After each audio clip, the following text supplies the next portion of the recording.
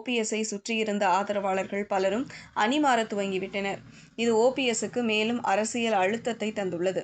தன்னுடைய அரசியல் வாழ்வை மட்டுமல்லாமல் தனது மகன் மற்றும் நம்பிக்கைக்குரிய ஆதரவாளர்கள் அடங்கிய முழு அணியையும் கரை சேர்க்க வேண்டிய பொறுப்பு ஓபிஎஸ்க்கு ஏற்பட்டுள்ளதாகவே கருதப்படுகிறது.